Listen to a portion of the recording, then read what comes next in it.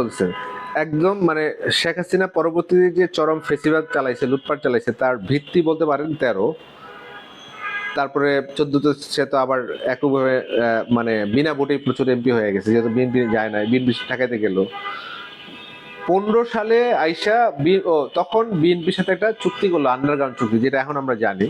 তখন আমরা জানতাম খানিকটা যে যেহেতু নিয়ম রক্ষার নির্বাচন করে ফেলো, হ্যাঁ এই 1.5 মাস পরে আবার নির্বাচন দিয়ে দিবে। কিন্তু যখন ওরা ক্ষমতা বসে গেছে, হ্যাঁ তখন আর ওই 5 বছর চলছে এইভাবে। হ্যাঁ তখন বিএনপি একটা কড়া মুভমেন্ট শুরু করছিল 15 সালে পুরা বাংলাদেশে, এবং ভালো প্রভাব ছিল। কিন্তু ওই মুভমেন্টটাকে সেপোর্টাইজ করছে আওয়ামী লীগ কিভাবে খেয়াল করেন। ধরেন বাসের মধ্যে বোমা মারতেছে আওয়ামী লীগ, গিয়া নাম দিয়েছে বিএনপি, যেহেতু বিএনপি হরতাল দিছে। এটা 14 পরে, ইলেকশনের পরে, ইলেকশনের 1 বছর পরে, 15 সালের দিকে। আচ্ছা সাল মিলাই নেন, কিন্তু এটা ইলেকশনের পর না, কারণ ইলেকশনের পর ইলেকশনের দিন তো প্রতিরোধ করছে, 5% ভোটও কাউন্ট করতে পারে নাই। হ্যাঁ অনেক কেন্দ্র জ্বালাই দিচ্ছে, কিন্তু হ্যাঁ কিন্তু ওই যে এইটা দেখবেন ইলেকশনের পর ওরা এই আন্দোলন করে ফেলছে, উড্র করে ফেলছে, 2-3 দিনও থাকে নাই। ওই সময় আমি সমালোচনা লিখছিলাম যে এই যে আন্দোলন উড্র করছে শেখ হাসিনা, তো মানে মানে মাঠ থেকে আপনি লোক নিয়ে গেলেন মানে শেখ হাসিনা বসে যাবে। এটা ভুল ডিসিশন ছিল বিএনপির, কিন্তু এটা করছে ওরা। কিন্তু এই আন্দোলনটা আবার ওরা 15 সালে করতে গেছে, তখন আওয়ামী লীগ সেপুরাইজ করছে, ধরেন নিজেরাই বোমা ফাটাইয়া বাসে আগুন দিয়ে বলতে কি জ্বালাও পোড়াও করতেছে বিএনপি। জ্বালাও পোড়ার নেত্রী শেখ হাসিনা, খালেদা জিয়া পেট্রোল বোমার। হ্যাঁ সুতরাং 15 সালে আগুন সন্ত্রাস, এই 15 সালের পুরো আন্দোলনকে আর দাঁড়াইতে দিল না। দেখেন তখনও পর্যন্ত আমাদের, এরপরে তখন শুরু হলো জঙ্গিবাদ নাটক, এই 15 সালের দেখবেন ওই সময়টাই। তখন ডিফারেন্ট গেম, যে নানা জায়গায় জঙ্গি আস্তানা পাওয়া যাচ্ছে, আর ধরে ধরে গুলি করে মেরে ফেলতেছে বা গুম করে ফেলতেছে, উড়াই দিতেছে বোমা। এটা চললো 15-16 পর্যন্ত। হ্যাঁ তখন মানুষ আস্তে আস্তে বুঝতে থাকলো যে এগুলোর পিছনে সন্দেহ, যে আগে মনে করতে সত্য, কিন্তু এর পিছনে কোনো নাটক আছে। কিন্তু তখনও কিন্তু কেউ হলিডে কত সালে হচ্ছে, 17তে, তার মানে খেয়াল করেন এটা একটা চূড়ান্ত লেভেলে। তো তখনও মানুষ আসলে বিশ্বাস করতো খানিকটা, মানে যারা আওয়ামী মাইন্ডেড প্রগতিশীলরা, আর অন্যরা তো ভয়ে মানে পুরো একটা ভীতির অবস্থা তৈরি করছে, যে আপনি ইসলাম পরিচয়, ইসলাম নাম বা মাদ্রাসায় পড়ছেন, এরকম লোকেরা কিন্তু একটা চরম হীনমন্যতায় পড়ে গেল এবং ইয়ে হয়ে গেল। কিন্তু ওই সময় দেখেন আবার কওমি জননীর ঘটনা ঘটে, মানে আওয়ামী লীগ হেফাজতের সাথে একটা অংশকে গোয়েন্দা সংস্থা দিয়ে ভাগায়া, টাকা পয়সা দিয়া, সুবিধা দিয়া, শেখ হাসিনার কওমি জননী দিয়া হেফাজতকে 2 ভাগ করে ফেলছিল। কিন্তু ঠিক আছে, ওই পলিটিক্স কিন্তু চলছে। যেই হেফাজতকে তারা আবার 5ই মেতে কিন্তু শাপলা চত্বরে ওভারঅল মানে কি বলা যায় গণহত্যা করে উচ্ছেদ করছিল। ঠিক আছে, তো এই ডুয়াল পলিটিক্সটা শেখ হাসিনা করছে, এবং এই টোটালটার মধ্যে দিয়ে বেসিক্যালি শেখ হাসিনা যে ধরনের ইসলাম আমাদের জন্য বেটার হইতো, সেই ধরনের ইসলাম না করে বরঞ্চ যে ধরনের ইসলামী বয়ান আমাদের সামগ্রিক সমাজের জন্য ধরেন প্রবলেম, আমাদের উন্নয়নের জন্য প্রবলেম, সেই ধরনের একটা ইসলামী ফোর্সকে কিন্তু সেখানে জমিন করে দিচ্ছে। এই দমন পীড়ন, খুন টুন, কারণ তখন মানুষ মানে মনে করতে থাকলো যে এটা তো হ্যাঁ মানে সরাসরি ইসলামে আক্রমণ। তো এইটা করতে করতে 2018 ইলেকশনে সে কিন্তু আইসা ওই যে মানে বিএনপি কে বলো আসো, কামাল হোসেনের সামনে রেখা আরেকটা পুতুল, হ্যাঁ কামাল হোসেনের রেখা জোট বানায়া, হ্যাঁ বিএনপি নির্বাচনে নিল। আপনার ওইখানে মনে আছে কিনা যে বিএনপির সাথে কোনো আলোচনা নাই, কিন্তু কামাল হোসেনের সাথে হুট করে বসছে। হ্যাঁ কামাল হোসেনটাও বিএনপি গেছে, এখানে একটা ডুয়াল গেম ছিল। এবং সেই গেমে কি হইলো, মানুষ ভাবছে যে হ্যাঁ কিছু একটা ভোট টোট হবে, এরা এমন ভাবে ভাগ তুলছে। হ্যাঁ কিন্তু দেখা গেল বিএনপি খুব ভালো প্রচারণা শুরু করে, হ্যাঁ মানে আগের রাতে ভোট শেষ হয়ে গেছে। আর বিএনপি কত গর্দব, বিএনপির মহাসচিব সকাল 10টার সময় ভোট দিয়া বলতেছে, তখন খবরই নাই, আগের রাত থেকে কিন্তু ভোট শেষ হয়ে গেছে। ওরা দেখেন কি পরিমাণ দুর্বল সংগঠন। আগে সে সকালে কামাল হোসেন আসে বলতেছে মির্জা ফখরুল যে ভোট খুব ভালো হচ্ছে, কারণ কেন্দ্রে সব শান্তি শৃঙ্খলা। অথচ ভোট আগের রাতে কিন্তু সব কাজ হয়ে গেছে। মির্জা ফখরুলের মতন লোক যে দলের প্রধান, সে জানে না, সে আইসে বলতেছে ভোট ভালো হচ্ছে। কি পরিমাণ বোকা মানে বুঝছেন আপনি, এই 18 সালের ইলেকশনের পরে কিন্তু আমরা প্রথম দেখলাম প্রগতিশীলদের মধ্যে যারা সেন্সিটিভ, যারা এতদিন মুক্তিযুদ্ধের ন্যারেটিভ, প্রগতিশীল, জঙ্গিবাদ বিরোধী রেটরিকের মধ্যে আওয়ামী লীগের সাথেও আছে কোনো রকমে, এটা ভাঙতে শুরু করলো। এই প্রথম কিন্তু আমরা প্রগতিশীলদের একটা অংশকে আওয়ামী লীগের ব্যাপারে কোশ্চেন করতে শুরু করলো। 18 আগে আপনি খুব বেশি পাবেন না, ইভেন কি আমাদের মহান সলিমুল্লাহ খানও 18 ইলেকশনের আগেও কিন্তু আওয়ামী লীগের পক্ষে সাফাই গাচ্ছে। 18 পরে আর দেখবেন উনি চুপ হয়ে গেছে, অত আর আওয়ামী পন্থী থাকে নাই। হ্যাঁ, এখন তো উনি মানে আমাদের উস্তাদ যেহেতু, আর না বলি তো তো কিন্তু সলিম ভাই কিন্তু চিন্তার প্যাটার্নের দিক থেকে যদি ধরেন, বা তার যে বুদ্ধিবৃত্তিক যে চর্চা আমার এখানে 2000 সাল থেকে এসে করতেছিল, ওনার উনি কিন্তু আওয়ামী লীগের প্যাটার্নের সাথে যায় না, আওয়ামী লীগের ন্যারেটিভের সাথে যায় না। কিন্তু উনি 2005-এর ওই যে বোমা ফাটলো না 63 জেলায়, তারপরে সে দেখছে যে আওয়ামী লীগ ক্ষমতায় আসবে, সে যে কোনো ভাবে হোক সে আস্তে আস্তে ওই রেটরিক চেঞ্জ করে এই সে কিন্তু গত 18 সাল পর্যন্ত ভালোই টেলিভিশন টক শো করে মোটামুটি সেলিব্রিটি হয়ে উঠছে। তো আমাদের এইখানকার যেই বুদ্ধিজীবিতা এবং আমাদের এখানকার যে প্রগতিশীল, তাদের যেই ধরেন মানে 13 সালকে যদি আপনি ফেসিলিটির ভিত্তি বলেন, এখানে তাদের দায় আছে, একই সাথে দায় আছে এরা যে এতটা বছর ক্রিটিক্যাল থাকতে পারলো না, এই যে তাদের বুদ্ধিবৃত্তিক দুর্বলতা, এই যে তাদের রাজনৈতিক প্রজ্ঞার সমস্যা। হ্যাঁ, এটা শুধু শাহবাগ না, আপনি 18 পর্যন্ত যে ওরা যে ওদেরকে শেখ হাসিনা যে ঘুল খাওয়াইতে পারলো, এটাকে আপনি কিভাবে ব্যাখ্যা করবেন? ঠিক না? এখন আপনি দেখেন 5ই আগস্টের পরে আপনি সেই আবার দেখবেন যারা 5ই আগস্টের মধ্যেও যারা শেখ হাসিনার বিরুদ্ধে দাঁড়াইছে, সেই বামপন্থীদের একটা অংশ আবার কোথায় জেনে আওয়ামী রেটরিকের মধ্যে আবার চলে যাচ্ছে। ঠিক না? সরকারের ফেইলর হয়েছে, কোনো ফেইলর দেখলেই আবার ওটা পুরানা চৈতন্য জায়গা ওঠে। তো তার মানে আমরা যদি বলি যে এখানকার যে ইডিওলজিক্যাল যে মীমাংসা হওয়া দরকার জাতীয় বিভক্তির বাইরে, সেই ন্যারেটিভটা এখনো আমাদের এখানে ডমিনেন্ট না, সেই ডিসকোর্সটা আমরা এখনো তৈরি করতে পারি নাই। ধর্মের প্রশ্নটা এখনো মোকাবেলা করতে পারি নাই আমরা, যে ধর্মকে কিভাবে আমরা ধরেন সামাজিক, রাজনৈতিক এবং কালচারাল জায়গা থেকে আমরা ডিল করব বা কিভাবে এঙ্গেজ হব। ঠিক আছে, এটা এখনো থেকে গেছে। মানে এর কারণটা কি? মানে এটা কি সেই 71 থেকে ধরে আমাদের এখানে যে রাষ্ট্র গঠনের প্রক্রিয়া এটার সাথে সম্পর্কিত? একদম ভালো প্রশ্ন করছেন। আসলে আপনি যদি এই আওয়ামী বুদ্ধিজীবী মহিউদ্দিন খানের লেখা প্রতিনায়ক নাকি কি বিপ্লবী, ওই সিরাজুল খানের উপর লিখছে না, আপনি দেখেন ওইখানে একটা ছোট ঘটনা আছে। শেখ মুজিবুর রহমান যখন ফিরে আসছে, তো শেখ মুজিবের তখন প্রধান চালা সিরাজুল খান, তাকে বলছে লিডার, এই এখন যারাই মুক্তিযুদ্ধের পক্ষে ছিল সবাইকে নিয়ে আপনি ডান বাম, হ্যাঁ, মধ্যপন্থী সবাইকে নিয়ে আপনি একটা জাতীয় সরকার করেন। হ্যাঁ, তো তখন শেখ মুজিব বলল যে না রে, কি সিরাজ শিকদার রাজি হবে না আন্ডারগ্রাউন্ড। তো তখন বলছিল যে আমি রাজি করাবো, এবং তখন শুনি 15 দফা দিছিল। ওই 15 দফার মধ্যে কিন্তু একটা মানে জাতীয় সরকারের বা সবাইকে ইনক্লুসিভ একটা শাসনের কথা বলছিল, যে দেশ পুনর্গঠন। তো সেইটা শেখ মুজিব সেই রাস্তায় হাঁটে না, কারণ শেখ মুজিব ইন্ডিয়া থেকে কি শুনে আসছে বা কি পরামর্শ জানে না, কারণ সে তো লন্ডন থেকে ইন্ডিয়া এসে তারপর বাংলাদেশে আসছে। ঠিক আছে, সুতরাং ইন্দিরা গান্ধীর সাথে কি করে আসছে আমরা জানি না, কিন্তু আমরা দেখতেছি পরের দিকে সে ইনক্লুসিভ গভর্নমেন্ট করে নাই, সে বরঞ্চ নিজেকে মানে ক্ষমতার কেন্দ্রে যেন রাখে ওরকম একটা সংবিধান প্রণয়ন করে, ওই সংবিধানের মধ্যে যেগুলো মুক্তিযুদ্ধের সময় যে মতাদর্শ ছিল না সেগুলো ঢুকায়া, সমাজতন্ত্র, সেকুলারিজম ঢুকায়া সামাজিক বিভক্তির, ইডিওলজিক্যাল বিভক্তির একটা বীজ বপন করছে।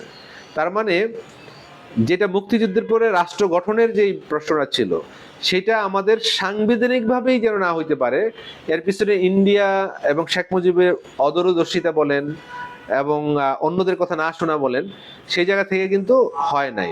এবং তারই রিয়াকশন করে আপনার জাসদ হয়েছে। জাসদ হওয়াটাও তো ধরেন শেখ মুজিবের শাসনকে ক্ষতিগ্রস্ত করছে। এবং আমরা আসলে আপনি যদি হিস্ট্রিক্যালি দেখেন যে আসলে আমরা বাংলাদেশি সবাই ক্ষতিগ্রস্ত হয়েছি। ঠিক না? কারণ শেখ মুজিবও যদ্দূর করতে পারতো, জাসদের ডিস্টারবেন্সের কারণে সেটা পারে নাই।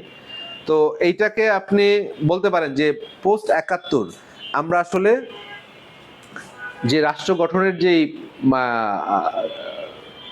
দরকার ছিল সেই রাষ্ট্র গঠনটা আমরা আমাদের মতো করতে পারি নাই। রাষ্ট্র গঠনের প্রধান কাজ হচ্ছে যে জনগণ তার ইচ্ছার বহিঃপ্রকাশ আকারে তার সংবিধানটা সে লিখবে। কিন্তু আমরা ৭১-এর পরে দেখি যে যে সংবিধান লেখা হয়েছে সেই সংবিধানটা জনগণকে জিজ্ঞাসা করা হয় নাই। পাকিস্তানের সাথে যুক্ত যেই আপনার ফেডারেশনের কথা চিন্তা করে যে সংবিধানের খসড়া করছিল কামাল হোসেনরা যুক্ত পাকিস্তানের, সেই সংবিধানের একটু চেঞ্জ করে জাস্ট আমাদের সংবিধান আকারে ৭২ সালে এটা গৃহীত করে ফেলছে। সুতরাং জনগণকে কিন্তু এই সংবিধান প্রণয়নের প্রসেসের মধ্যে, মানে কি সংবিধান প্রণয়ন প্রসেস মানে রাষ্ট্র গঠনের প্রসেস। আপনার রাষ্ট্রটা কেমন হবে, তার অর্থনীতি কেমন হবে, রাজনীতি কেমন হবে, তার কালচার কেমন হবে, তার কৃষিনীতি কি হবে, এই টোটাল চিন্তার মধ্যে না ঢুকায়া আপনি তার বাইরে রেখে দিলেন। সুতরাং আমাদের একটা দুর্বল রাষ্ট্র, হ্যাঁ আমরা স্বাধীন হয়েছি বটে, কিন্তু রাষ্ট্রটা দুর্বল থেকে গেলেও গঠিত হয় নাই। সেই ফাঁদে এখন আমরা আছি। এখানে এই যে একটা বড় অংশ আমরা দেখি যে এই গত 15.5 বছরের যে শেখ হাসিনার শাসন, এই শাসনের মধ্যে একটা বড় দুর্নীতি, লুটপাট এবং যে সিন্ডিকেটের আপনি কথা বললেন, যে আপনি এই কথাগুলো প্রথমেই বলেছিলেন, এইটা আসলে মানে এই সময়টাকে আপনি কিভাবে ব্যাখ্যা করবেন? এইরকম লুটপাট তো আমরা কখনো চিন্তাও করিনি, কখনো দেখি মানে বাংলাদেশ পিরিয়ড। এইটা আমি আগেও বলছি, মানে ব্যাপারটা হচ্ছে এইটা আসলেই নজিরবিহীন পৃথিবীতে। কারণ ধরেন দেখেন, যে কোনো দেশের এলিট ক্লাস বা বুর্জুয়া ক্লাস আমরা যেটা বলি, মানে বুর্জুয়া ক্লাসের তো আবার একটা সমস্যা আছে, মানে বড়লোক শ্রেণী যদি বলি, বুর্জুয়া একটা চেতনার ব্যাপার। বাংলাদেশে ওই অর্থে বড় লোক আছে কিন্তু বুর্জুয়া নাই। বুর্জুয়া মানে যে তার পিপলকে ওন করে দেশের জন্য যে জীবন দিতে রাজি, হ্যাঁ, এরকম চেতনা সম্পূর্ণ যারা, সেই অর্থে ধরেন আপনি যদি টাকা নাও থাকে আমি আপনার বুর্জুয়া। কিন্তু আমি বলছি যে বড় লোক যারা হয়েছে বাংলাদেশের, যেহেতু আমাদের ইকোনমিটা একটা আমি বলছি বুর্জুয়া চেতনার জায়গা থেকে তৈরি হয় নাই, আমাদের বড়লোক শ্রেণীরা ওই জায়গা থেকে তৈরি নাই। তাদের চরিত্রটা হচ্ছে যে ক্ষমতায় যে লুটপাট করে বড়লোক হবে বা অন্যের জমি দখল করে বড়লোক হবে। আপনি পোস্ট ৭১ থেকে এখন পর্যন্ত দেখেন, একটা লোক এমপি হইতে যায়, মন্ত্রী হইতে যায়, কারণ মন্ত্রী হলে এমপি হইলে সে লুটপাটের অবাধ সুযোগ পায়। তার পুরা ধরেন ও যদি 2 কোটি টাকা এমপি হওয়ার জন্য বিনিয়োগ করে, ওই সাথে 200 কোটি টাকা বানায়, 2000 কোটি টাকা বানায়। তার মানে তার এখানে 2 কোটি টাকা বিনিয়োগ করে সে 2000 কোটি টাকা পর্যন্ত বানায়। তার একটা চরম উদাহরণ পাইলাম আমরা গত শেখ হাসিনার আমলে, যে এটা এতটাই কাঁচাখোলা ছিল যে এইখানকার যে বড় লোক শ্রেণী, তার যে মনোভাসনা, তার যে লুটপাটের বাসনা, তার সর্বোচ্চ প্রকাশ আমরা এই গত 1 যুগ ধরে আমরা দেখলাম। এটা বিশেষত আমরা দেখেছি 2014 পর থেকে। মানে এখানে 1 যুগ বললাম, মানে 15 বছর তো ছিল, মানে ধরেন এটার কন্ডিশন তৈরি হয়েছে 12 পরে, বললাম যে তত্ত্বাবধায়ক সরকার বাতিল করছে, হ্যাঁ 24 পর্যন্ত যদি ধরেন 1 যুগ হয়, তারপরে থেকে তো দ্যাটস একটা প্রসেস। এই সময়টাতে মানে আমরা ভারতের কথা আপনি বারবার বলেছেন এবং আমরা এটা বুঝিও যে ভারতের ইনভলভমেন্টের জায়গাটা, এবং এই ভারতের ইনভলভমেন্টের জায়গাটা আসলে কোন কোন জায়গাতে ছিল এবং কেন ছিল, আন্তর্জাতিক বা ভূ রাজনৈতিক প্রেক্ষাপটে, এটাও দেখি। আচ্ছা, ভারতের দিকে দুইটা জিনিস, একটা হচ্ছে তার বিজনেস ইন্টারেস্ট, হ্যাঁ, আর একটা তার সিকিউরিটি ইন্টারেস্ট। যেমন বিজনেস, এখানে পুরা বাংলাদেশে অবৈধভাবে কয়েক লক্ষ, আমি এটা ভুলে গেছি 20 লক্ষ থেকে কয়েক লক্ষ ভারতীয় কিন্তু বাংলাদেশে কাজ করতো। তার মানে দেখেন এটা ডিরেক্ট ওদের এখানে একটা মানে কর্মসংস্থানের জায়গা। 2 নম্বর হচ্ছে ভারতের সাথে আমাদের বিশাল বৈষম্যমূলক বাণিজ্যিক লেনদেন, হ্যাঁ, এখানে এই পরিমাণ ভারতের পণ্য বেচা কেনা হয়। 3 নাম্বার হচ্ছে ভারত যেহেতু আমাদের প্রতিবেশী, তার ধরেন এদিকে 7 সিস্টার এর যে আছে, সুতরাং সে 7 সিস্টারের সাথে ওই যে অনেক ঘুইরা আসতে তার সমস্যা হয়। সুতরাং সে চায় আমাদের বাংলাদেশ দখল রাখতে পারলে বাংলাদেশের ভিতর দিয়ে 7 সিস্টার দখল রাখা তার জন্য সহজ। সুতরাং সে তার জিও পলিটিক্সের দিক থেকেও বাংলাদেশকে মানে সরাসরি সহ দখলে রাখা জায়গা থেকেও সে বাংলাদেশকে মানে হাতে রাখা বা বাংলাদেশে এরকম একটা দলকে ক্ষমতা রাখা দরকার যেটা তার কথায় উঠতে বসবে, তার ভাড়াটিয়া হিসেবে কাজ করবে, সেটা করছে। একই সাথে সে দেখছেন আপনি যে ট্রানজিটের বাংলাদেশের ভিতর দিয়া রেল ট্রানজিট, সড়ক ট্রানজিট এগুলার পাশও করাই ফেলছিল। তারপর ইভেন কি অনেকে বলা হচ্ছে যে পদ্মা সেতুটাও সেই করা হয়েছে চীনের টাকায়, কিন্তু তার উদ্দেশ্য ছিল আসলে এই সেভেন সিস্টার। ঠিক আছে, এই অ্যানালিসিস আমরা দেখতে পাচ্ছি। সুতরাং ভারতের এখানে মাল্টি ইন্টারেস্ট। একই সাথে ধরেন গ্লোবাল ওয়াল অর্ডারের জায়গায় যদি দেখেন, আমেরিকা ধরেন মাতাব্বর, তার ওয়ার অন টেররের এলাই যারা আছে, ইউরোপিয়ান এলাইয়ের বাইরে ইসরায়েল এসে তার সবচেয়ে বড় মিত্র শক্তি, আর এদিক দিয়েছে ভারত এসে বড় শক্তি। সুতরাং ওই ওয়ার অন টেররের পলিটিক্যাল যে ন্যারেটিভটা, সেইটা থ্রু ইন্ডিয়া, থ্রু আওয়ামী লীগের মধ্য দিয়ে বাংলাদেশে এই প্রজেক্টগুলিও বাস্তবায়ন করছে। সুতরাং ইন্ডিয়ার সাথে ওই যে গ্লোবাল ওয়াল অর্ডার, হ্যাঁ, এইটারও একটা যোগসূত্র আপনি পাবেন, যেটা বাংলাদেশে আমরা তার কি বলা যায় খারাপ নজিরগুলি আমরা পাইছি। এইখানে যদি আমরা এই 15 বছরের পরে, আপনি ইতিমধ্যে উল্লেখ করেছেন যে 2018 সালের দুইটা আন্দোলন হয়েছে। এই দুইটা আন্দোলনে যারা অংশগ্রহণ করেছে তাদের একটা বড় অংশ কিন্তু এই 2024-এর আন্দোলনেও অংশগ্রহণ করেছে। রাইট। এইটা কি তাদের এই আন্দোলনের ধারাবাহিকতার ম্যাচুরিটি বলবেন? মানে খানিকটা তো বলা যাবে, কারণ আমি বলতেছিলাম যে 24-এর গণঅভ্যুত্থানের ভিত্তি বা অভিজ্ঞতা, মানে 24-এর গণঅভ্যুত্থানে যারা লিড দিছে এরা দেখবেন অনেকেই কিন্তু কোটা আন্দোলন, স্কুলের বাচ্চাদের আন্দোলন এগুলোর সাথে যুক্ত ছিল, নিরাপদ সড়ক আন্দোলনের সাথে যুক্ত ছিল। সুতরাং আপনার এইটার একটা লিঙ্ক পাবেন আপনি, কিন্তু ইডিওলজিক্যাল লিঙ্কটা কি, মানে মতাদর্শিক যে চিন্তা তাদের উদ্বুদ্ধ করলো, সেই লিঙ্কটা কি, আপনাকে এটার জন্য আরো পিছনে যেতে হবে। আমার নিজের অভিজ্ঞতা, 2000 সালে যখন আমি এইখানে বামপন্থী রাজনীতিতে যুক্ত হলাম ইউনিভার্সিটি বা একটু আগে, তখন ওরা যে ন্যারেটিভটা দিচ্ছে প্রগতিশীলতার সমাজ রাষ্ট্র এটা, বা ধরেন এখানকার ইতিহাস সম্পর্কে, এইটা আওয়ামী যেই প্রগতিশীল ন্যারেটিভ তার বাইরের কিছু ছিল না। এর বাইরে বিএনপির আসলে কোনো ন্যারেটিভ নাই। বিএনপি আসলে আছে এন্টি আওয়ামী ফোর্স, মানে যারা এন্টি আওয়ামী আর বিএনপি। আর জামাতের আছে ধরেন একটা ফেটিশ ইসলামী মতাদর্শের জায়গা থেকে তার একটা ভোট ব্যাংক। ঠিক আছে, এই তো। আর বামদের ধরেন ভোট ব্যাংক নেই, কিন্তু সে আওয়ামী এলাই হিসেবে আছে।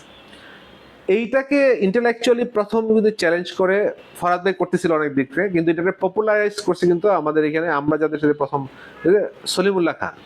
সলিম ভাই এখানে একটা গুরুত্বপূর্ণ অবদান আছে। কি সেটা? সলিম ভাই সেখানে আহমসভা, রাষ্ট্রসভা, তারপর এশিয়ান আর্ট অ্যান্ড কালচার, সংক্ষেপে যেটা কাক বলতাম আমরা, এই ধরনের জায়গাগুলি তৈরি করছে, যেখানে সে আমাদের মতো প্রগতিশীল ব্যাকগ্রাউন্ড থেকে যারা যুক্ত, যারা হয়তো ফিল্ম দেখতে চায়, একটু ব্যাটার চিন্তা করতে চায়, রিথিঙ্ক করতে চায়, আমরা বুঝতেছিলাম কাণ্ডজ্ঞান দিয়ে যে ন্যারেটিভগুলি দিচ্ছে বামপন্থীরা বা আমাদের পার্টি লিডাররা, এগুলো ফাঁক ফোকর আছে, কিন্তু আমরা তো ব্যাটার টিচার পাচ্ছি না। ব্যাটার কোনো, তখনও তো আপনার কোনো ইন্টারনেট নাই, দুনিয়ার বইপত্র আমাদের খুব অ্যাভেলেবেল না। হ্যাঁ, তখন যারা ধরেন বুদ্ধিজীবী ছিল তারাও আমাদের আকৃষ্ট করতে পারতেছে না, যেমন সিরাজ ইসলাম খান, এম আকাশেরা। হ্যাঁ, এম আকাশ তো ধরেন আমরা বুঝে গেছি তখন যে সে সিপিবি করলো এটা আওয়ামী ঘনিষ্ঠ টাইপের এরকম আর কি। সুতরাং আমরা একটা ইন্টেলেকচুয়াল ক্ষুধার মধ্যে বা ক্রাইসিসের মধ্যে খুঁজতেছিলাম।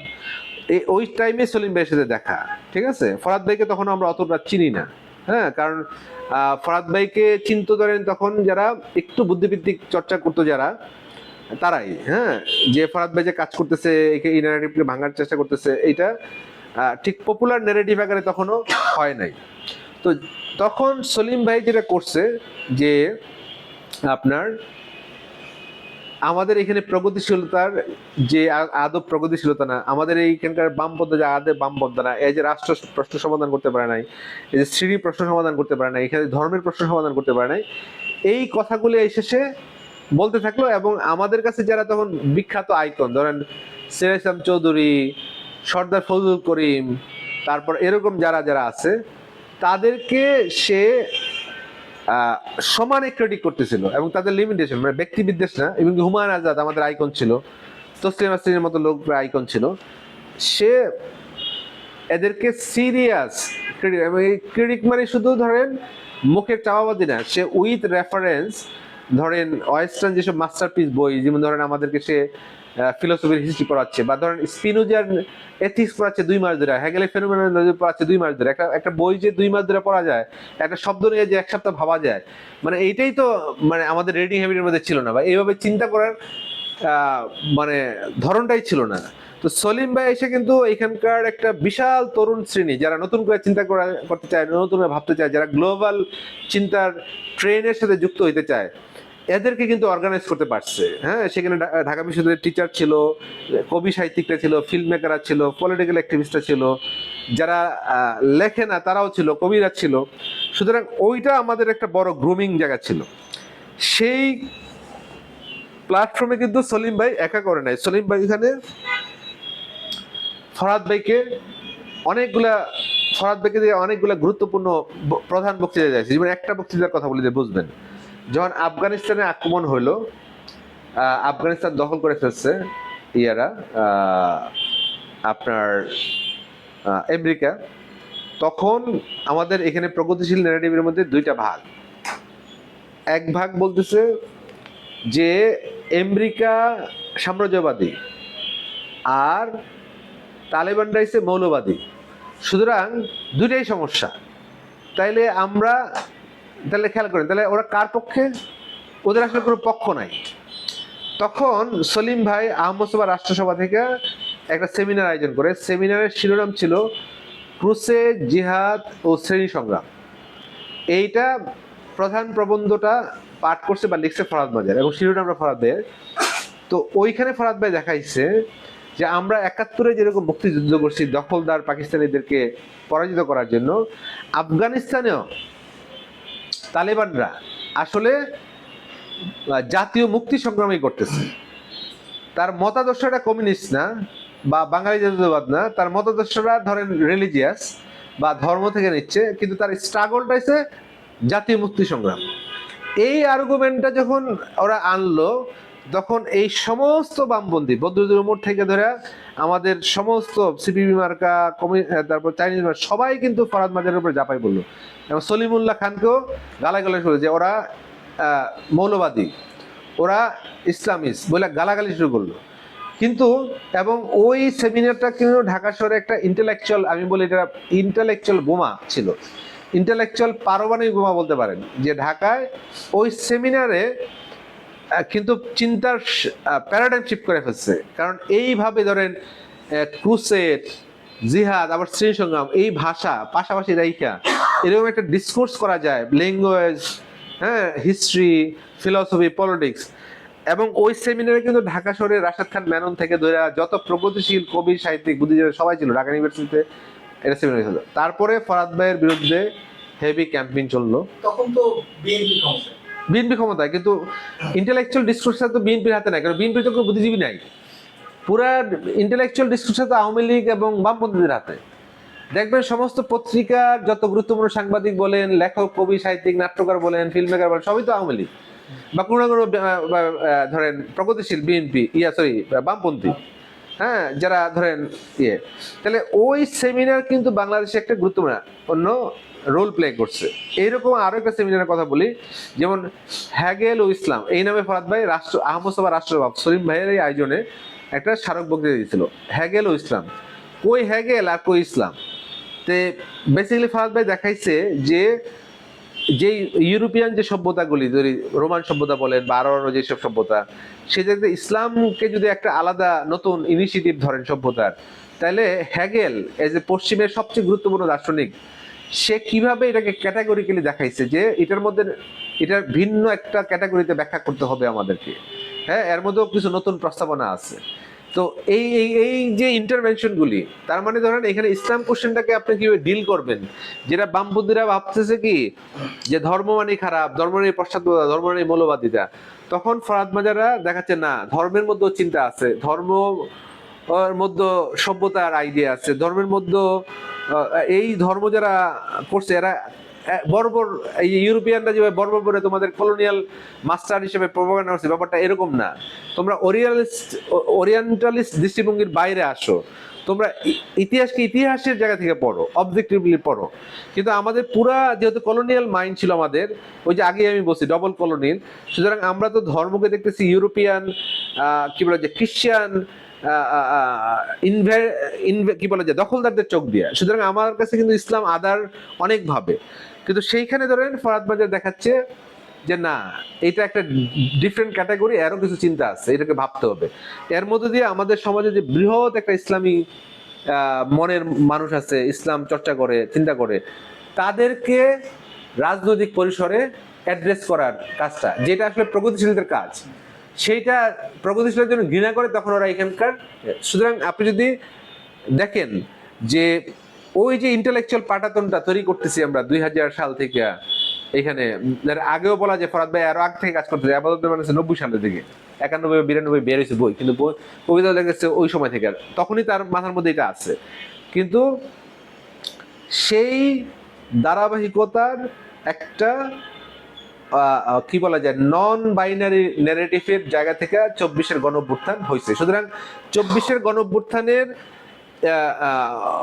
কন্ডিশন আপনি ধরেন ওই কোটা আন্দোলনে দেখাইতে পারবেন, সড়ক আন্দোলনে দেখাইতে পারবেন, তারপরে আপনি ওই যে মেহেরজান 13 সালের ইয়েতে দেখাইতে পারবেন, বা আরো অনেক জায়গায় দেখাইতে, কিন্তু তার ইন্টেলেকচুয়াল ফাউন্ডেশনটা কিন্তু আরো অনেক গভীর, আরো অনেক লম্বা সময় দিয়ে তৈরি হওয়া, এবং তার শত্রু মিত্র কিন্তু অনেক বড় লম্বা।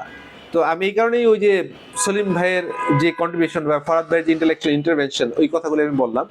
আপনি দেখবেন ওই পাঠ্যক্রমের সাথে যারা যুক্ত ছিল, এর মধ্যে অনেকে যারা ওই ইন্টেলেকচুয়াল ন্যারেটিভ নিতে পারে না, ওরা হারাই গেছে, বা অনেকে কন্টিনিউ করতে পারে নাই, কিন্তু যারা এটা কন্টিনিউ করছে, এদের সাথে কিন্তু 24-এর আন্দোলনকারীরা বা ফ্রন্ট ফাইটার যারা লিডারশিপের মধ্যে ছিল, এদের সাথে সবচেয়ে ভালো সম্পর্ক ছিল।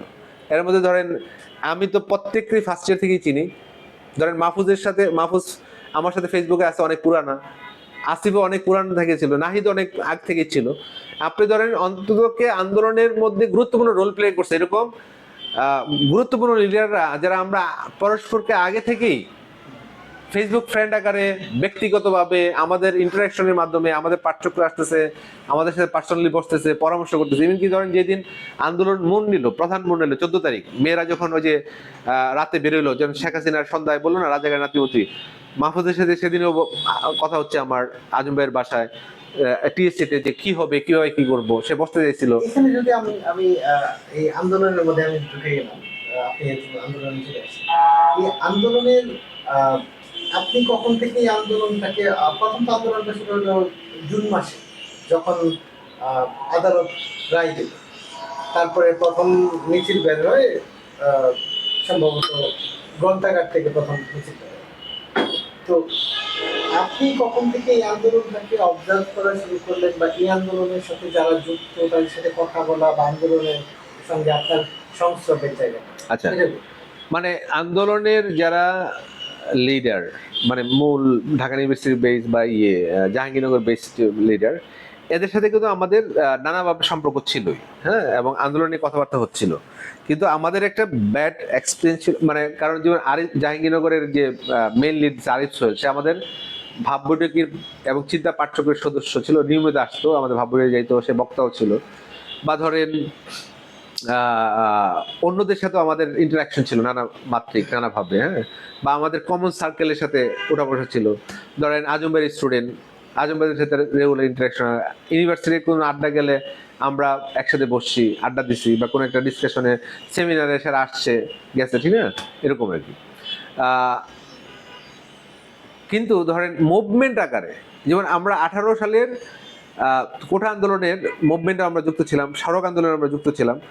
আপনি দেখবেন আমি যে 3 দিন আগে ইয়াতে আসছে, আপনার আমার মেমোরিতে আসছে, 18 সালে যখন কোটা আন্দোলন শুরু হয়, শেখ হাসিনা এমন ভয়ের রাজত্ব তৈরি করছে যে কেউ তাদের পক্ষে সাপোর্ট দেওয়ার মতো কথা বলতে পারতেছে না, এমনকি মানে লিখতে পারতেছে না।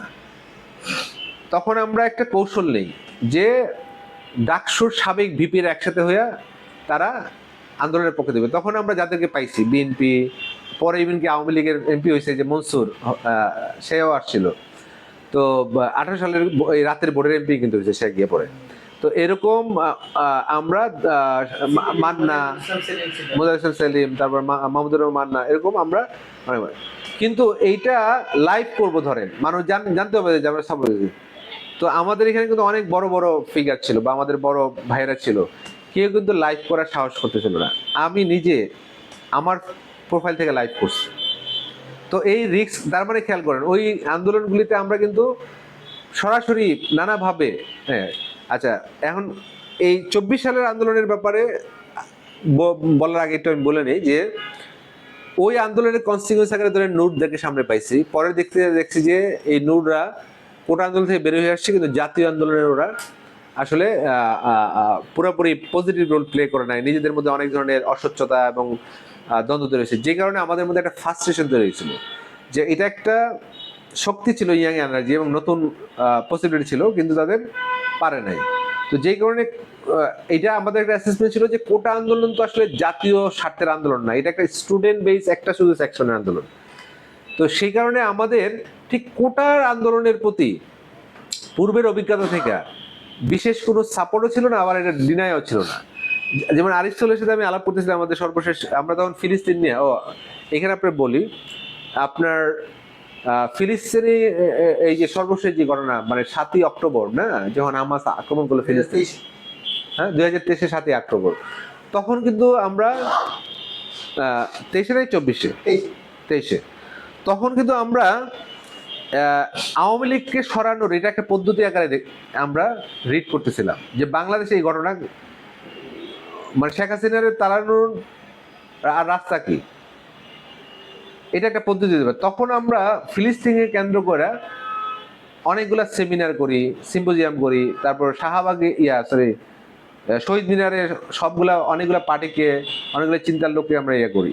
তো সেইগুলা দ্বারা পোলাপান, সেখানে কিন্তু নাহিদ, আসিফ, মাহফুজ এরা সাথে সংহতিও জানায়, মানে তাদের ধর ছাত্র শক্তি নামে একটা সংগঠন ছিল, মাহফুজ ছিল না, ওদের সবাই এসে সংহতিও জানায়।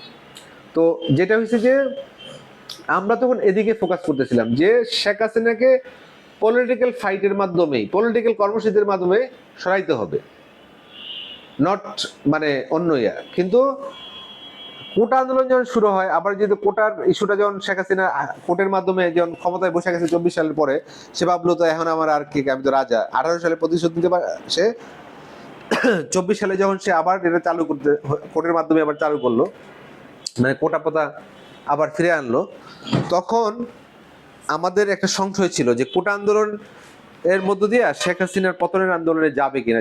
কারণ আপনি দেখেন কোটা আন্দোলন সফল হওয়ার পরে বিপিনুর গিয়া যখন শেখ হাসিনার কাছে কিন্তু আম্মা ডেকে আসছে,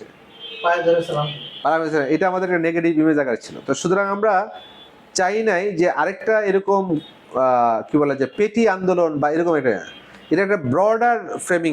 তো ছাত্ররা খুব ইন্টেলিজেন্টলি এটাকে কোটা আন্দোলন থেকে তারা বৈষম্য বিরোধী আন্দোলন রূপান্তর করে। দেখেন কোটা আন্দোলন, এইবারের আন্দোলন কিন্তু কোটা বিরোধী আন্দোলন না, বৈষম্য বিরোধী আন্দোলন। তখন আরিফ সোহেলকে আমি বলছিলাম বা আমাদের সাথে আলাপ হচ্ছিল যে আরিফ সোহেল এটাকে ন্যাশনাল আন্দোলনে নিয়ে যাওয়ার প্ল্যান আছে, অবশ্যই আছে। এবং আমি বলতেছি যে এটা আপনারা এই আন্দোলন করতেছেন, এর মধ্যে একটা পেটি এলিমেন্ট আছে। তো সে যেটা বলতেছিল আমাকে যে ভাই পোলাপান তো সাড়া দিচ্ছে, তখন আমি বলছি তাহলে তো ভালো, মানে মানুষকে মোবিলাইজ করাও তো একটা গুরুত্বপূর্ণ ব্যাপার। তো কিন্তু আপনি ধরেন আমার মনে হয় ঢাকা শহরের যারা একটু সচেতন বুদ্ধিভিত্তিক তৎপরতার সাথে থাকে বা অ্যাক্টিভিজম করে, তাদেরকে কাউকে আমি দেখি নাই যে 14 তারিখ রাতে মেয়েরা নামার আগ পর্যন্ত খুব সরবভাবে আস্থা নিয়ে ওদেরকে সাপোর্ট দিছে, আমি খুব দেখি নাই। কিন্তু যখনই আমি ওই দিনে কিন্তু মাহফুজের সাথে আমার সন্ধ্যা আলাপ হচ্ছে, মাহফুজ বলতেছে ভাই তাহলে শেখ হাসিনাকে থেকে যাবে। মাহফুজ একটা ভালো কথা বলছিল, ওই দিন স্টুডেন্টদের একটা বড় উইং ব্যারিকেড বাইঙ্গা স্মারকলিপি দিতে পারছিল ওই প্রেসিডেন্টের কাছে। তো মাহফুজ বলছে ভাই এটা একটা ভালো খবর, যেটা সিগনিফিকেন্ট। এবং তখন আমরা কথাবার্তা বললাম যে শেখ হাসিনা তো আমাকে মাহফুজ জিজ্ঞাসা করতেছিল ভাই শেখ হাসিনাকে তাহলে থেকে যাবে, আমি বলছি না শেখ হাসিনা তো যাবে, কেমনে যাবে আমি জানি না। তো এই কথা যখন মাহফুজের সাথে আমি আলাপ করতেছি, হ্যাঁ, তখনই কিন্তু শেখ হাসিনা চীন থেকে আইসা ওই সংঘ সম্মেলন করে পোলাপানকে রাজাকারের নাতিপুতি বলে গালি দিচ্ছে। আমি বাসায় ফিরতে ফিরতে রাত 10টা, 10:30 বা 11টার দিকে দেখি যে হল থেকে মিছিল বের হয়েছে, আমি কে তুমি কে রাজাকার কে বলছে সরে। এই প্রথম কিন্তু আমি ঝাঁপাই পড়ছি, বা আমার মতো বহু লোক ঝাঁপাই পড়ছে যে না দিস ইজ সামথিং, মানে এইটা আন্দোলনের মানে মেজর শিপমেন্ট ঘটছে কিন্তু এটা, মানে আন্দোলন এই প্রথম টার্নিং পয়েন্ট, এই প্রথম আন্দোলন পলিটিক্যাল ডিসকোর্সে ঢুকলো, এটা ছোট কোটা আন্দোলন বা ছাত্র আন্দোলন থেকে এটা পলিটিক্যাল হয়ে উঠলো। তারপরে প্রত্যেকটা মোমেন্ট তো আমরা সাপোর্ট দিছি। এর মধ্যে ধরেন আমি একটা ছোট ইয়া দিই আপনাকে, এটা এখন তো বলা যায় যেহেতু আনফিল্টার্ড। হ্যাঁ আনফিল্টার। যেমন ধরেন আন্দোলন যখন দানা বাঁধতে থাকলো, তখন আমি একটা গ্রুপ খুলি হোয়াটসঅ্যাপে, প্রথম নাম হচ্ছে আলা। এই গ্রুপের মধ্যে আমাদের এখন যে তথ্য উপদেষ্টা মাহফুজুর রহমান, তখন তার নাম ছিল মাহফুজ আবদুল্লাহ ছিল, ফরহাদ মাজার ছিল, ফরিদা আক্তার ছিল, আমাদের তুহিন খান লেখক, অ্যাক্টিভিস্ট, কবি, এবং সারোয়ার তুষার ছিল।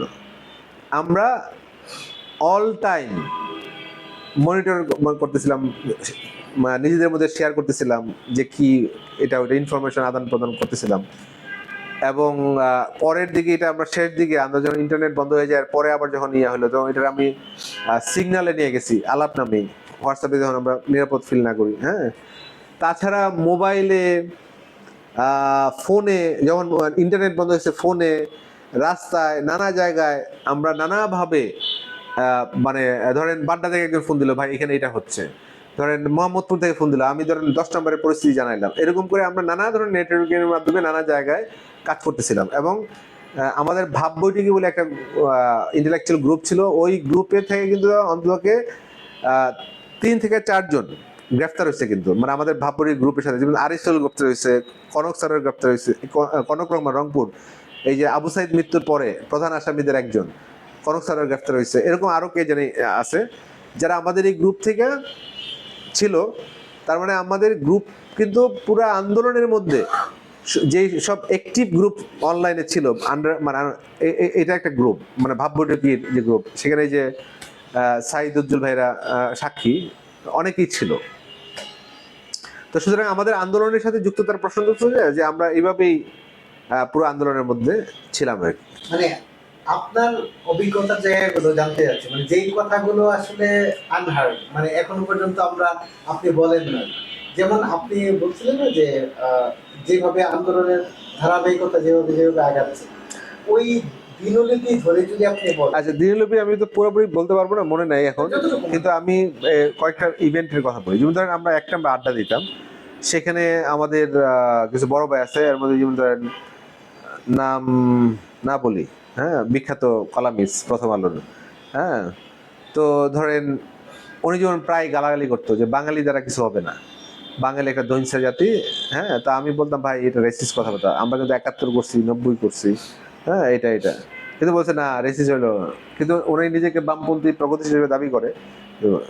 তো যখন 10 নম্বরে, হ্যাঁ, ওই যে 15-16 তারিখের দিকে মানে আন্দোলন আস্তে আস্তে জমতে থাকলো, এবং এইটা যখন আপনার মনে আছে যে ওই মেট্রো রেলে আগুন লাগাই দিল, বা পুরো 10 নম্বর ব্লক, আমি তখন ওই ওই ওইদিকে ফিল্ডে, এবং আমি একটা সাইকেল, পরের দিকে আমি একটা সাইকেল নিলাম, সাইকেল নিয়ে পুরা এরিয়া যতটুকু কাভার করা যায় ঘুরে দেখলাম যে অবস্থা কি, হ্যাঁ, কোথায় কি। তো আমি তখন দেখলাম যে এই প্রথম আমি স্বাধীনতার ফিল করতেছি, যে মনে হয় যে গলিতে গলিতে মানুষ আওয়ামী লীগের গালাগালি করতেছে এবং বৈশাখ ওপেনলি আলাপ করতেছে। হ্যাঁ, 10 নম্বর গোল চত্বরের মাঝখানে পুলিশ, আর চারদিকে ফ্রি হয়ে গেছে। তখন ওই দিন রাতে এসে আমি ধরেন একটা পোস্ট দিছিলাম যে সেমি কি গণঅভ্যুত্থান, ঠিক আছে, বা গণঅভ্যুত্থান না। পরে আমি সাথে সাথে আবার ডিলিট করে দিলাম, কারণ আমাকে এক বন্ধু বললো যে তোরা তো ধরবে। হ্যাঁ, এর একটু পরেই কিন্তু ইন্টারনেট বন্ধ হয়েছে, কারণ ইন্টারনেট কিন্তু ধারাবাহিক বন্ধ ছিল, আমাদের এলাকায় 9টা পর্যন্ত ছিল। 18 তারিখে তেলে হবে, 18 তারিখে ইন্টারনেট বন্ধ হয়ে গেল। তারপরে আমাদের তো ফোনে, তারপর নানাভাবে আলাপ হচ্ছে, এটা এটা হচ্ছে। ইভেন কি ধরেন যখন 8 দফা নিয়ে ইয়ে হচ্ছিল, 9 দফা 8 দফার যে গ্যাঞ্জামটা হচ্ছিল, আওয়ামী লীগের মিডিয়া ক্যাম্পেইন করেছিল 8 দফা, এবং ওইখানে আর 2 জনকে নিচ্ছিল, যে হাসনাত এবং সারজিৎকে দিয়া প্রেজেন্ট করতেছিল। আর স্টুডেন্টরা আমি জানি অলরেডি জেনে গেছি, তখন কিন্তু ইন্টারনেট বন্ধ, মেসেজে জেনে গেছি স্টুডেন্টরা দাবি 9 দফা। তখন 9 দফা ঘোষণা করবে কে? কারণ সবগুলো স্টুডেন্ট লিডারদেরকে ডিবি অফিসে বন্দি করে রাখছে, ঠিক না? তখন আপনার আমি মনে আছে যে তুহিন খানকে সাথে, তুহিন খান যে যাত্রা লাগাইছিল আমার সাথে ফোনে আলাপ হইতো, আপডেট দিতাম। তুহিন খানকে আমি বলছিলাম যে কেউ যদি না পারে আপনি দরকার 8 দফা 9 দফা ঘোষণা দেন, কারণ 8 দফা কোনো ঠেকাইতেই হবে, ঠিক আছে? তো তুহিন তখন একটু আমতামতা করতেছিল যে ভাই এটা তো লেজিটিমেট প্রশ্ন আছে, কারণ এখানে তো কারণ তুহিনের সাথে আবার মাহফুজদের একটা ছোট তখন টেনশন চলতেছিল, মানে ইন্টারনাল টেনশন, এগুলো ওগুলো অন্য আলাপ। তো যাক, যেটা হয়েছে যে আপনার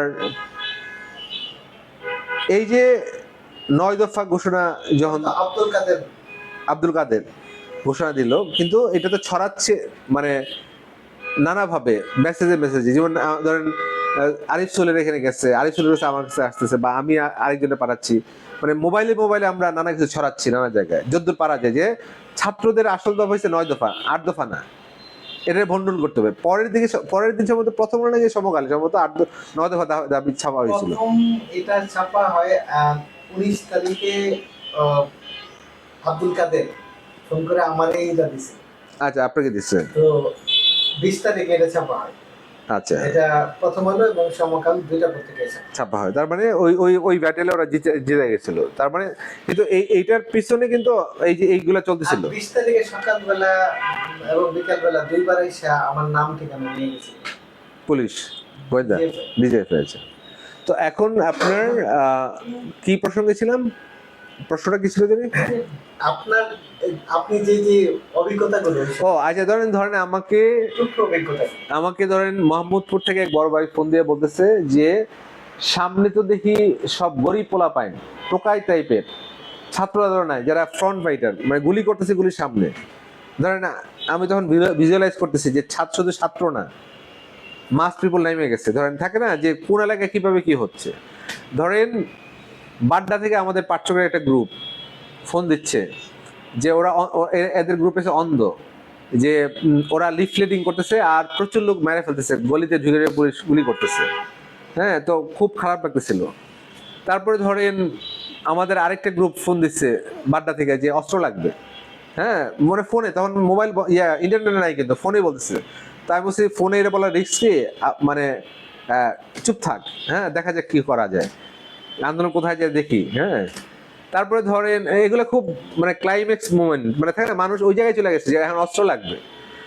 তারপরে গুলতি বানাচ্ছে, মানে ওই কি প্যালেস্টাইন টাইপের, ওই যে অন্ধ ছেলেগুলো আমাদের গুলতি লাগবে, পুলিশ গুলি করতেছে আমরা গুলতি মারবো, এই ধরনের জিনিস হচ্ছে।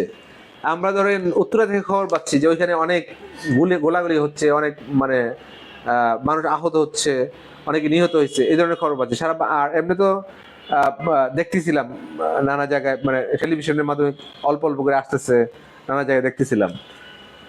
তো এইগুলো হচ্ছে ধরেন বিশেষ মোমেন্ট। আচ্ছা, যেটা আমি বলতে চাই সেটা হচ্ছে যে আপনার 3 তারিখ একটা গোয়েন্দা রিপোর্ট বের হয় যে এই আন্দোলনের তো ধরেন 3 আগস্ট, 2 তারিখ পিছে ওই যে এর মধ্যে তো ওই ইন্টারনেট বন্ধ করে দিল, তারপরে আবার রিটার্ন চালু হলো, এর মধ্যে আবার মানে জরুরি অবস্থা ঘোষণা করলো, রাইট। এর মধ্যে আন্দোলন একটু স্থিমিত হয়ে গেল, রাইট। আবার চাঙ্গা হলো হচ্ছে private university. Right, private university কিন্তু আগেই চাঙ্গা হয়েছে। দেখেন যখন আবু সাইদ মারা গেল, মানে যখন মেয়েরা নামলো, এরপরে সারা বাংলাদেশে নামলো, আবু সাইদ মারা গেল 16 বা 17 তারিখ না, 16 তারিখ। তো 14 তারিখ মেয়েরা নামলো, 15 তারিখে সারা বাংলাদেশে বিক্ষোভ হলো, 17 তারিখ আবু সাইদ মারা গেল। এই প্রথম 16 তারিখ আবু সাইদ মারা গেল। ঢাকা ইউনিভার্সিটিতে কিন্তু ঘোষণা দিয়া 14 তারিখ রাতে ঘোষণা দিল কাদের কি আওয়ামী লীগের যে সাধারণ সম্পাদক ছিল কি ওবায়দুল কাদের, যে যারা মুক্তিযুদ্ধ নিয়ে চ্যালেঞ্জ করে দেখে নেওয়া হবে কত বড় সাহস, সেই ওরা হুমকি টুমকি দিল, এবং পরের দিন ছাত্রলীগদের পিটাইলো, মেয়েরা আহত হইলো। তারপরে ওটা বিক্ষোভ আকারে সারা বাংলাদেশে ছড়াই পড়লো, হ্যাঁ, প্রাইভেট ইউনিভার্সিটি, অন্য জায়গায়, হ্যাঁ, পাবলিক ইউনিভার্সিটি।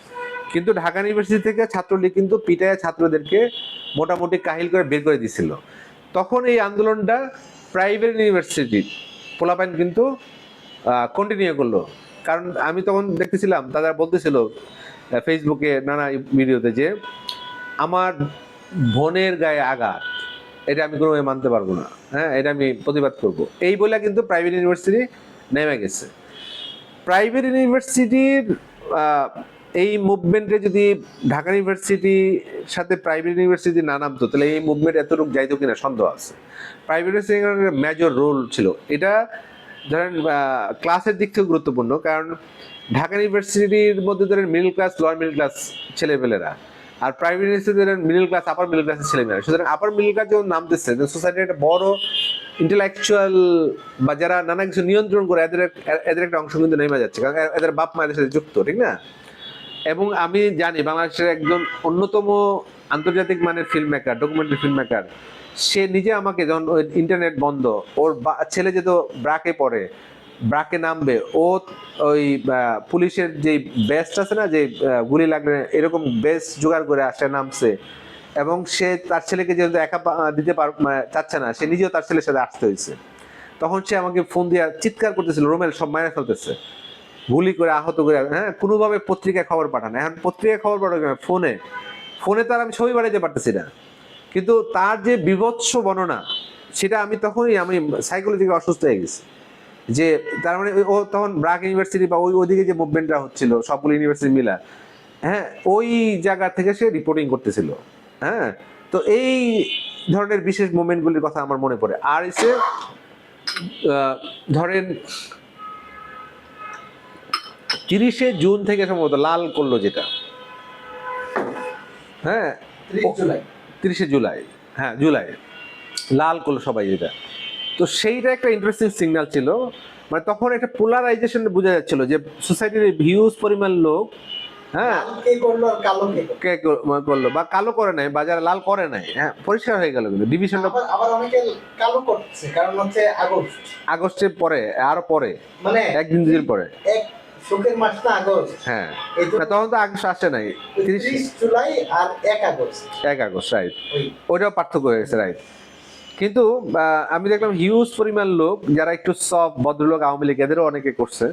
তো এটা আমার কাছে একটা ইন্টারেস্টিং সিগন্যাল মনে হয় যে সমাজে মানে এই অন্যায়। এরপরে আমরা দেখলাম যে আর্টিস্টদের কিছুর মধ্যে কিছু কিছু গ্রুপ নামছে যারা নর্মালি কোনো আন্দোলনে নামে না, বা আওয়ামী লীগের মাখন খোর, এদের অনেকগুলো গ্রুপ অর্গানাইজ হয়েছে। হ্যাঁ, যদিও মানে মানে এমন অবস্থা হয়েছে যে লজ্জায়, তারপর প্রাইভেট ইউনিভার্সিটির কিছু টিচারও যেমন সলিমুল্লাহ খানরাও 12 দিন পরে হইলে ওরা নামছে আইসা শেখ হাসিনা পদত্যাগ যাচ্ছে, ঠিক আছে, মানে যদিও 12 দিন পরে আন্দোলন, মানে পিক 12 দিন পরে। তো কিন্তু এতে বোঝা যাচ্ছে পুরো সোসাইটির মধ্যে একটা, আর ইতিমধ্যেই অনেকে মানে প্রায় প্রথম আলো হিসাব অনুযায়ী 200-র উপরে হত্যাকাণ্ড ঘটে গেছে, আমরা রিপোর্ট দেখতেছি। সুতরাং এটা মানুষের মধ্যে রিপারকাশন তৈরি করছে। আর আপনার ওই প্রথম আলোর ওই সংখ্যা, সরকার কিন্তু সংখ্যা বলতেছিল না, দনমনো করতেছিল, কিন্তু প্রথম আলো কিন্তু সংখ্যা, একটা বড় সংখ্যা যেমন লিখছে, এটা কিন্তু সিগনিফিকেন্ট রোল প্লে করছে। তখন প্রথম আলোর এই ভূমিকাকে আসলে বিশেষভাবে আসলে ইয়ে করতে হয়, মানে কি বলা যায়, প্রশংসা করতে হয়। আচ্ছা, তারপরে ধরেন আপনার 30-এর পরে 2 তারিখ পদযাত্রা হলো বামপন্থীদের, যেটা ওখানে আমিও ছিলাম। কিন্তু সবচেয়ে, হ্যাঁ, ধ্রুবযাত্রা যেটা ছিল প্রেস ক্লাব থেকে ইয়ে পর্যন্ত শহীদ মিনার, ওখানে আমিও ছিলাম। কিন্তু সবচেয়ে গুরুত্বপূর্ণ কর্মসূচি ছিল 1 দফা, যেদিন দেওয়া হয় 3 তারিখ। সেদিন আমার মনে আছে এই মধ্যরাতে, মানে বামপন্থীদের মুভমেন্টটা, বামপন্থীদের এই পদযাত্রার ব্যাপারে ছাত্রদের অস্বস্তি ছিল, কারণ এটা ওদের সাথে যথেষ্ট কোঅর্ডিনেট করে, যেহেতু একটা আন্দোলনের ব্যানার দাঁড়াইছিল এবং স্টুডেন্টরা লিডার, স্টুডেন্টদের পিছনে সবগুলো পলিটিক্যাল পার্টি ছিল, কিন্তু বামপন্থীরা আলাদা করে গিয়ে ওই প্রোগ্রাম দেওয়ার কারণে একটা সন্দেহ তৈরি হয়েছিল যে ওরা আবার এটাকে হাইজ্যাক করতে চায় কিনা, এরকম একটা তর্ক হচ্ছিল। এবং তখন ওরা রাত প্রায় 1:30-2টার দিকে ওরা কিন্তু পরের দিনের কর্মসূচি দিচ্ছিল, মানে 3 তারিখ কর্মসূচি অনেক রাতে দিচ্ছে, হ্যাঁ, মানে একজাস্ট টাইমে মনে হয়, কিন্তু মধ্যরাতে দিচ্ছে। কিন্তু ওই দিন আমরা দেখলাম যে লাখ লাখ লোক গিয়া শহীদ মিনারে হাজির। তখন আমি বুঝলাম যে যে এইটা নৈতিকভাবে আওয়ামী লীগের সমস্ত প্রপাগান্ডার বেস ভেঙে গেছে, ও আর কোনো ক্যাম্পেইনে কাজ হবে না।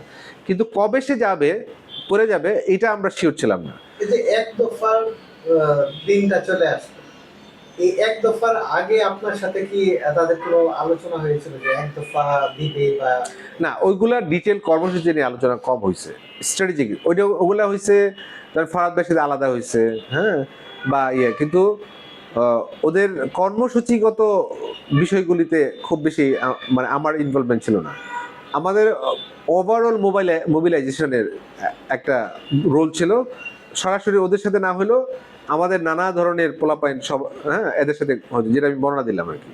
কিন্তু ওই যে আলাপের মধ্যে আবার আমি আপডেট পাচ্ছিলাম, কারণ যারা আমার কাছে যারা গুরুত্বপূর্ণ তখন তাদেরকে আমি মাহফুজ, তুষার, যাদের সাথে যারা ইন্টেলেকচুয়ালি বোঝে ব্যাপারগুলি বা ধরেন শেপ দিতে পারবে, ওদেরকে আমি ওইখান থেকে আমি খবর পাচ্ছি আসলে কি হচ্ছে না হচ্ছে, ঠিক আছে।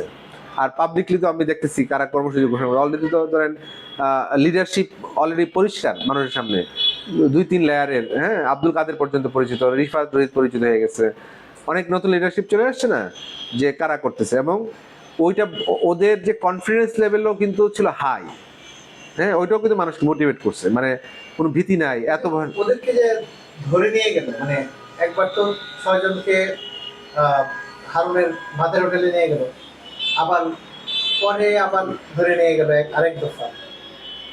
তারপরে তাদের হাইডাউটের একটা বিষয় ছিল, তারা কিভাবে আত্মগোপন করবে। এই বিষয়গুলো আপনি কিভাবে দেখছেন? এটা আমি সিকিউরিটির কারণেই কোনো জিজ্ঞাসা করি নাই। এটা কৌশলগতভাবে যদি বলেন, আমি বলি যে আমি যেমন মাহফুজ কোথায় থাকে, কোথায় আছো, এটা আমি জিজ্ঞাসা করি নাই, কারণ আমি কোথায় আছি কেউ আমাকে জিজ্ঞাসা করতে না করে দিছি। এটা আমাদের সিকিউরিটি, মানে এটা তো কাণ্ডজ্ঞান থেকেই, হ্যাঁ, বা ফরাদ ভাই কোথায় আছে বা কে কোথায় আছে, হ্যাঁ, ওই সময় আসলে এটা খুব, হ্যাঁ, এটা খুব বোকামি প্রশ্ন, মানে এই সুতরাং আমরা ইয়ে করতাম না, এগুলো নিয়ে আলাপ করতাম না। নিশ্চয়ই আমি বুঝতেছি এখানে তো ধরেন অনেক, মানে এই ধরনের গণ মুভমেন্টের মধ্যে পিছনে যে বড় পলিটিক্যাল ফোর্স গুলি নেমে গেছে, এটা তো পরিষ্কার। আমি 16 তারিখেই 10 নম্বরেই, এটা তো ইম্পসিবল, কারণ বুঝছেন না, এটা কোনো না কোনো বড় ফোর্স গুলির সমর্থন আছে আমরা বুঝে, কিন্তু ওরা পারছে যে এটা কোনো পলিটিক্যাল ব্যানারটা লুকাতে পারছে, ইট ইজ এ সাকসেস। তাহলে মাস পিপল এটা যুক্ত হয়ে গেছে, বুঝছেন না। আচ্ছা, এখন আমি জাস্ট শেষ করে দিই, সেটা হচ্ছে যে 3 তারিখ রাতে আপনার এর ইতিমধ্যে খেয়াল করেন কারফিউ দিল, মানে কি পুলিশ ব্যর্থ, বিডিআর নামাইছিল, পুলিশের বিডিআর ব্যর্থ, তার আর্মি নামাইছে, কারফিউ দিছে। তার মানে শেখ হাসিনা যেই র ফোর্সের উপর ডিপেন্ড করে ক্ষমতায় আছে পুলিশ, এটা ব্যর্থ। এইবার সে আর্মির উপর ডিপেন্ড হলো, আর্মি নামা মানেই তখন আমি আলোচনা করতেছি এটার মানে কি। তো 2 ধরনের রিডিংই পাচ্ছিলাম, পজিটিভ নেগেটিভ দুইটাই, যে এটা সামথিং, এটা গলার কাটা হইতে পারে, আশীর্বাদ হইতে পারে। এর আগ পর্যন্ত দেখছি আমরা আশীর্বাদ সব ইলেকশনে আর্মি উদ্ধার করছে, কিন্তু এটা যেহেতু বিশেষ পরিস্থিতি, আমরা তখন আলাপ করতেছিলাম যে আর্মি নামানোর সিগন্যালটা আসলে কি, মনে আছে? হ্যাঁ, তো এটা 2 ধরনের রিডিংই পাচ্ছিলাম। তো যাক, কিন্তু ওই যে 2 তারিখ বা 3 তারিখ ওই যে করে আরে ডিওএইচএসি মিছিল হচ্ছে, আর্মিরা বলতেছে যে গৃহযুদ্ধে না দিতে, এটাও ইম্পর্টেন্ট নিয়েছিল। কিন্তু সবকিছুর পরে আমি আসলে 4 তারিখ রাতে, মানে সন্ধ্যার দিকে আমি প্রথম নিশ্চিত হইলাম যে এইবার শেখ হাসিনা আর বেশি দিন টিকতে পারবে না। মানে 15 আগস্ট পর্যন্ত অনেকে ভাবছিল 15 আগস্ট পর্যন্ত না যাইতে পারবে না। কেন? কারণ 3 তারিখ রাতে ওরা হিউজ ক্যাম্পেইন করতেছিল যে 5 মিনিটে উড়াই দেবো, 7 মিনিট উড়াই দেবো, এবার। কারণ শেখ হাসিনার তখন ওই 3 তারিখ 4 তারিখে বেসিক্যালি পুলিশ আর্মি বিডিআর যখন আর কাজ করতেছিল না, তখন মানে পারতেছিল না যখন, তখন তার সারা দেশে যত ক্যাডার বাহিনী আছে, অস্ত্রগার আছে, সব ওপেন করে দিয়া সবাইকে মাঠে নামাইছিল সারা বাংলাদেশে। এবং ওই দিন কিন্তু প্রচুর খুন হয়েছে, মানে প্রচুর শহীদ হয়েছে কিন্তু। তো ওই দিন আমি দেখলাম যে সারাদিন ফাইট করে ঢাকা দখল করতে পারে নাই এই আওয়ামী পান্ডারা। তখনই আমি বুঝে গেছি যে শেষ, ফিনিশ, তার লাস্ট অস্ত্র অকেজো। তখনই দেখবেন 6 তারিখের প্রোগ্রাম কিন্তু 5 তারিখ চলে আসছে, জাস্ট ম্যাটার অফ টাইম। হ্যাঁ, মানে 4 তারিখ রাতে আমি বুঝে গেছি শেখ হাসিনার পক্ষে আর কোনোভাবেই থাকা সময়। 4 তারিখ আগ পর্যন্ত প্রত্যেকটা মোমেন্ট কিন্তু ছিল নাটকীয়, মানে অনিশ্চয়তা এবং একই সাথে সম্ভাবনা, অনিশ্চয়তা একই সাথে সম্ভাবনা। এর আগ পর্যন্ত আমি অন্তত কনফিডেন্ট ছিলাম না যে এটা আমরা বিজয়ী হইতে পারবো কিনা, যেহেতু তার পিছনে আমরা জানি ইন্ডিয়া আছে। কারণ তখন প্রচুর পোলাপান আমাকে বলতেছিল মাঠ থেকে যে ভাই এখানে ইন্ডিয়ান আর্মি দেখতেছি, ওরা হিন্দিতে কথা বলে, ওরা মনে হচ্ছে ইন্ডিয়ান অস্ত্র। হ্যাঁ, প্রচুর জায়গায় কিন্তু এই কথাগুলি ছড়তেছিল, তার মানে যে ইন্ডিয়ার একটা ইনভলভমেন্ট এখানে ছিল, এটা ইয়ার মধ্যে ছিল। সুতরাং এটা আমাদের জন্য খুব চ্যালেঞ্জ ছিল যে পরিষ্কার করে বলা যে আওয়ামী লীগ ফেল হওয়া মানে তো ইন্ডিয়া ফেল হওয়া, এটা তো আমরা তখন বুঝতাম। তো এটা আসলে সম্ভব কি হয়ে যায় নিরস্ত্র পিপলের কাছে? আমরা তো কোনো অস্ত্র মানে পুরা দেখেন পুরা গণঅভ্যুত্থানটা হচ্ছে নিরস্ত্র, জাস্ট লাঠিবাসী, একটা কোনো বন্দুকের ফোঁটা গুলি ছিল না কারো কাছে, ঠিক না? তো সুতরাং এটা মানে আমার ধারণা ওয়ার্ল্ড হিস্ট্রিতে এটা রেয়ার, মানে এত নিরস্ত্র শুধু মানুষের গণ উত্থানের মধ্য দিয়া এরকম একটা ভয়ঙ্কর রিজিম যার পিছনে এই পরিমাণে একটা বড় শক্তি ইন্ডিয়া আছে, এটাকে পরাজিত করা গেল। এই গণ অভ্যুত্থানের পরে যেইভাবে আসলে পরবর্তী সরকার গঠন হলো বা পরবর্তী সময়কালে যেভাবে এগুলোর কথা মানে আপনার বা আপনাদের আমাদের পক্ষ থেকে বলা হচ্ছিল সেইভাবে এগোলো না, এই বিষয়টা কিভাবে দেখেন? আচ্ছা, এইটা আসলে দেখেন শেখ হাসিনা পালাইছে, কিন্তু তার যে মানে চিন্তাগত দোষর বা তার যে সিস্টেম, তার যে মতাদর্শ, এগুলো তো পালায় নাই, এগুলো তো থেকে গেছে। সুতরাং যেটা হয়েছে যে যেই ইনিশিয়েটিভ নিলে বা যেইভাবে এটাকে আপনার গভর্নমেন্টরা কি গঠন করলে ওই ঘটনাগুলি ঘটতো, শুরুতে এটার করা যায় নাই, করতে পারে নাই। এটা ল্যাক অফ আন্ডারস্ট্যান্ডিং বলেন, পলিটিক্যাল প্রজ্ঞার অভাবে বলেন, বা তাদের বয়সের কারণে বলেন, যে কোনো কারণ। আর আরেকটা যেটা হয়েছে যে ধরেন শেখ হাসিনা পালাইছে, কিন্তু এম্বাসিগুলি এখানকার মাফিয়ারা তো বসে থাকে নাই, ওরা তো পুরোভাবেই চায় না এটা একটা পিপলস রেভলিউশনে দিয়ে যাক, গণঅভ্যুত্থানটা বিজয় হয়ে যাক। ওরা চাইছে গণঅভ্যুত্থান হচ্ছে শেখ হাসিনা চলে আসে, ওকে, কিন্তু অন্য সবকিছু আগের মতো চলবে, জাস্ট আমরা রিপ্লেস হব। সুতরাং এই কারণে দেখবেন প্রথমে যখন আর্মি বসতেছে মানে ডাকতেছে, তখন আন্দোলনের যারা পরিচিত ফেস লিডারশিপ ছাত্রদেরকে ডাকে নাই, ডাকতেছে পলিটিক্যাল পার্টিগুলিকে, কারণ ওরা তো ওইটার অংশ। আচ্ছা, 2 নম্বর হচ্ছে সন্ধ্যার সময় যখন গণভবনে যাচ্ছে, তখনও ছাত্রদের রাখতেছে না, 3টা ভুয়া সমন্বয়কারী নিয়ে যাচ্ছে, ঠিক না? তো তার মানে দেখেন প্রথম দিন থেকেই আন্দোলনে যারা রেভলিউশনারি স্পিরিট ধারণ করবে, যে ছাত্ররা যাদের মধ্যে যে মূর্ত হয়েছে, এদেরকে কিন্তু মাইনাস করা হয়েছে। পরবর্তীতে ওদেরকে অনেকে পরামর্শ দিছিল যে তোমরা পুরানা সংবিধান এবং শেখ হাসিনার ফেসিস্ট প্রেসিডেন্ট চুপ্পুর আন্ডারে শপথ নিতে যাবে না, তোমরা অভ্যুত্থান করছো সংবিধানের বিরুদ্ধে, শেখ হাসিনার রেজিমের বিরুদ্ধে, জনগণকে নিয়ে তোমরা জনগণের অধীনে শহীদ মিনারে তোমরা নতুন সরকারের শপথ দিবা, নট বঙ্গভবন এবং পুরানা সংবিধান। কিন্তু সামহাও ওদেরকে মাফিয়া, আমলাতন্ত্র, ডিপি স্টেট এবং অন্যান্য যেসব এজেন্সি এবং তাদের যারা তখন সারাউন্ডিংসে ছিল, ওরা এই জিনিসটা হইতে দেয় নাই।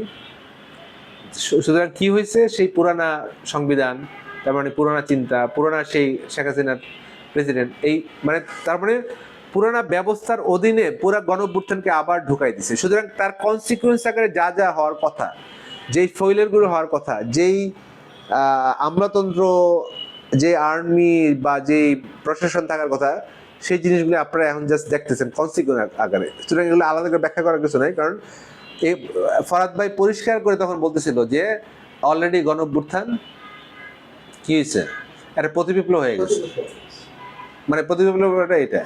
তো এইটার এখন প্রতিবিপ্লব হয়েছে, আপনি কি করবেন?